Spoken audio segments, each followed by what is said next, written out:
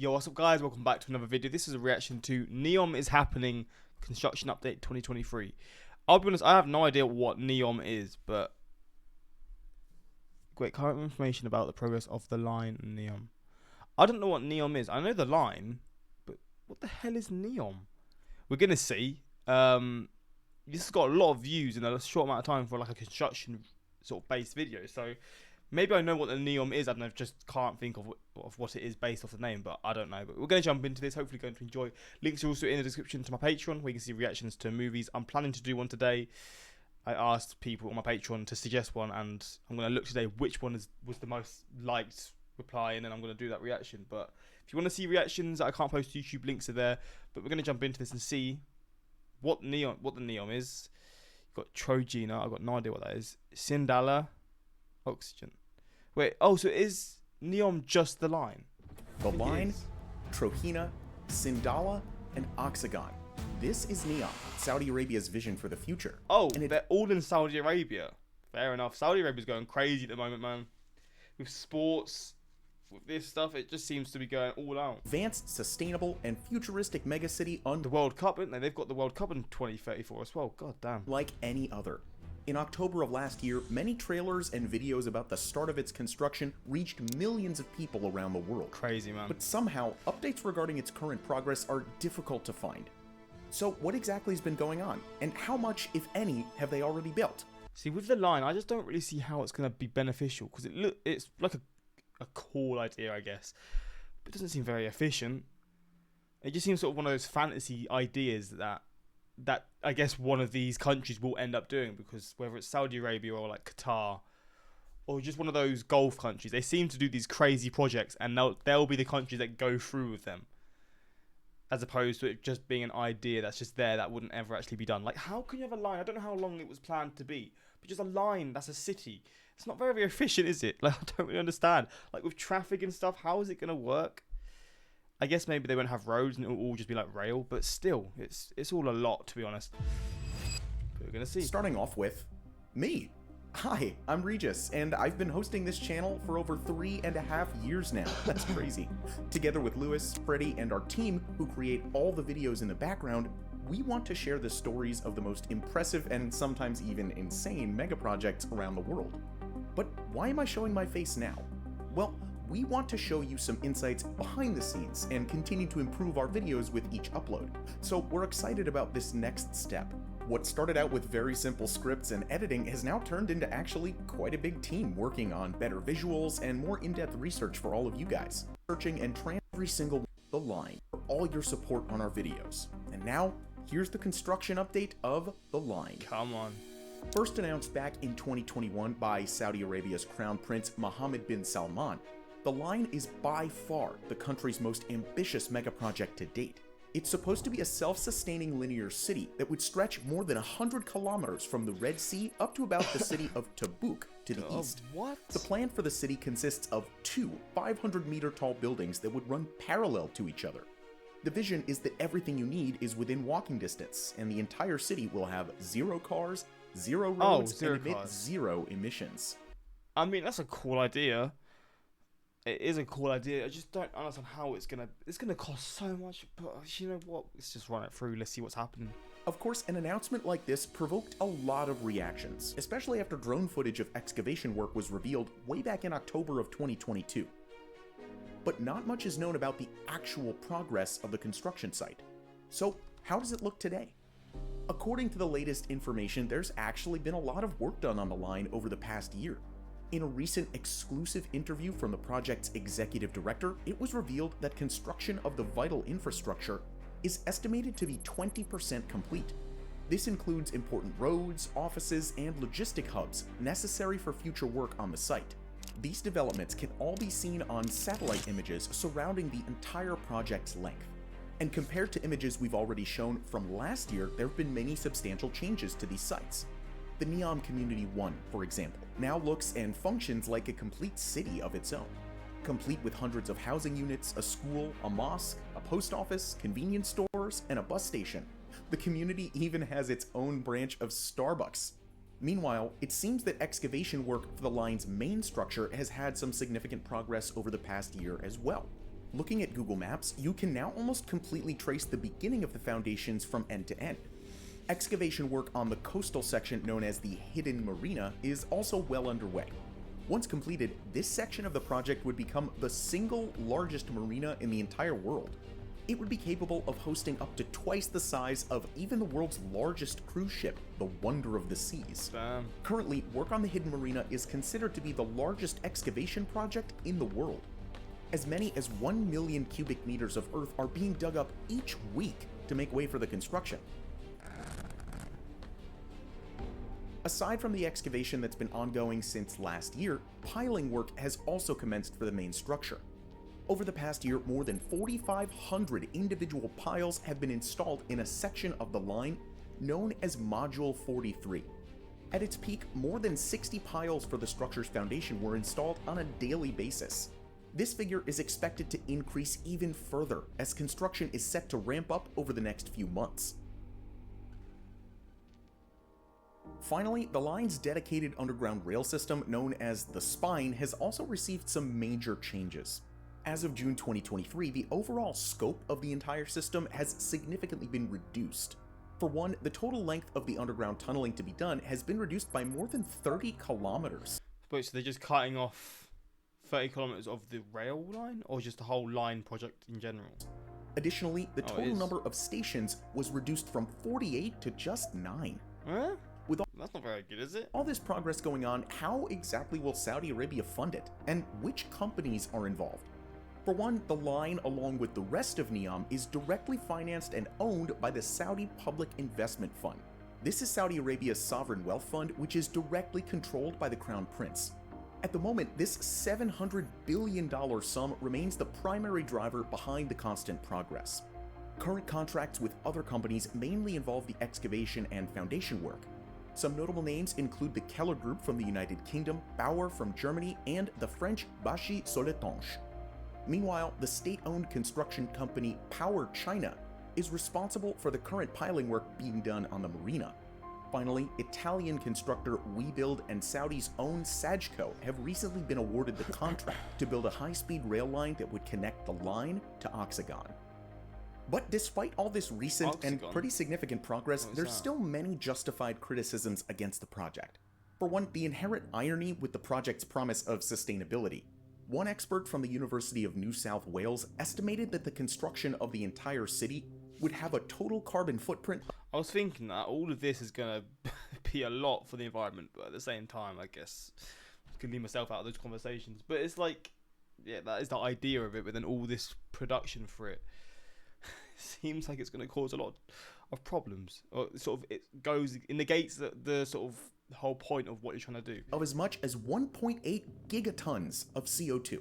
To put this into perspective, this figure alone is equivalent to more than 4 times the annual emissions of the entire United Kingdom. Oh, wow. It's just not sustainable to stack all elements of a city vertically on this scale. Also, there are serious concerns about human rights as well. Many experts say that residents were forced to leave their villages to make way for the construction site.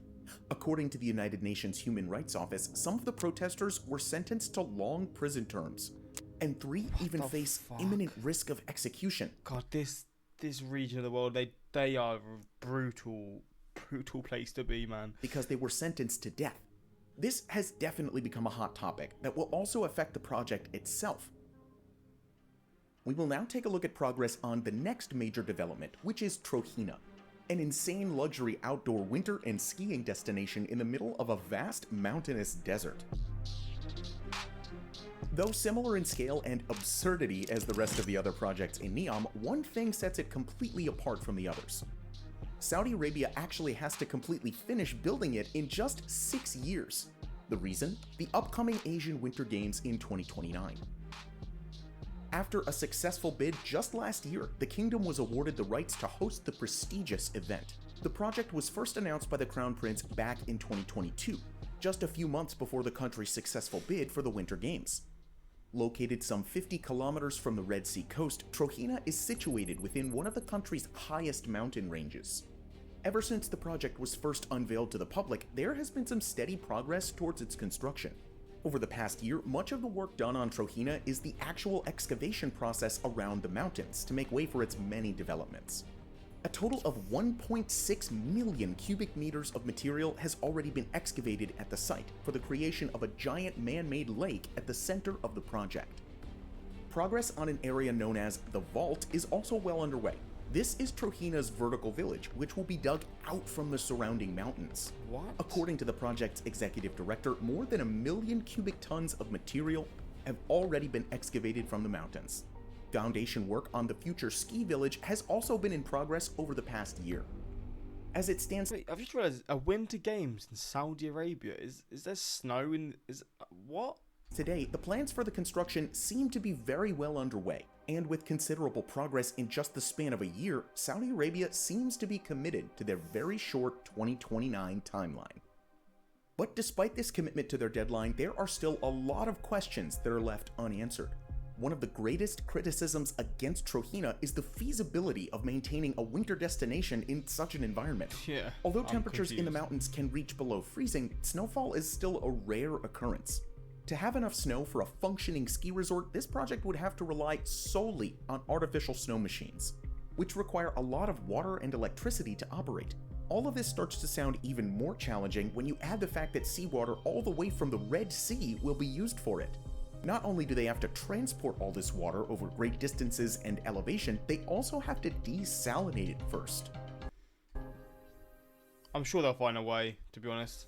But now, let's get to Sindala, another So they're all kind of linked. They're all kind of close to each other. major project within NEOM that's currently under construction. It's NEOM's luxury island resort destination off the city's coast.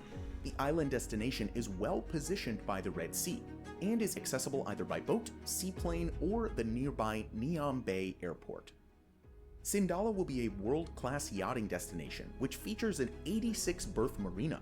The island will also be home to 3 luxury hotels, a golf course, and an array of luxury restaurants and retail outlets. First announced just in December of this past year, this major project is expected to be the very first to open within NEOM. Its developers plan to welcome the island's very first guest by as early as 2024. The success of Sindala is actually very important to the rest of NEOM, as its opening next year will mark the very first Soon. opportunity for the public to damn. experience Wait, the line's supposed to be done by 2030 as well. That's pretty soon. what this futuristic city is all about. Given its imminent opening date, construction on Sindala is actually well underway. Looking at satellite images from Google Maps, most of the island is currently being built. Roads have already been built, and the basic layout of the buildings and foundations have already been decided. Some structures around the island's marina even seem to be nearing completion. Additionally, much of the grass for the planned golf course has also already been laid out. Marriott International, which has already signed an agreement to open 3 luxury hotels in Sindala, is also confident that they will be able to finish construction in time for the 2024 opening. Meanwhile, to the island's northeast, an entire community dedicated to the project's development has also been set up. This area features various offices, logistics hubs, housing units, and amenities for the people working on the site. Out of all the major developments in NEOM, Sindala seems to be the most developed one so far. We spent a lot of time researching for the God damn. Wait, is there another one here? Oxygen. So this is Oxygen. if you'd subscribe to Top Luxury. Finally, the 4th major project within NEOM is Oxagon, a floating industrial port city by the kingdom's west coast. To give a brief background, Oxagon is supposed to be the business and industrial heart of NEOM. It would be a port city Oh my days, it's literally split in the water. What? located in one of the busiest shipping routes in the world, and serve various emerging industries such as green energy, for example. The project will also be home to the port of NEOM, the future megacity's main industrial and logistics hub.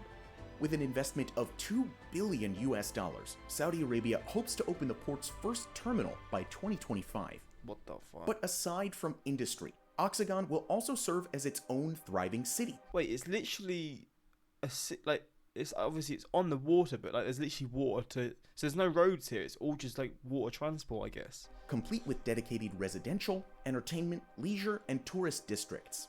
Some notable companies are looking to expand their business through this project. Oh my days, they're literally building the houses underwater.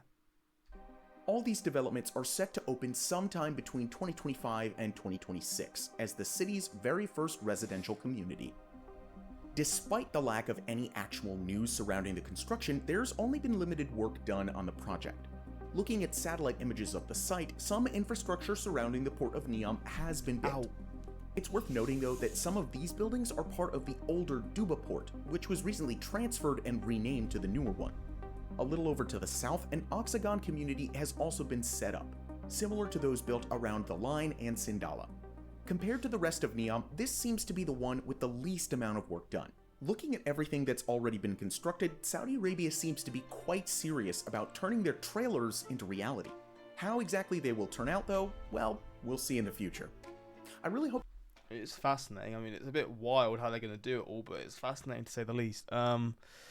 If even one of these projects will be finished and stay commercially viable for any amount of time, I will be massively impressed. I mean, they look insane.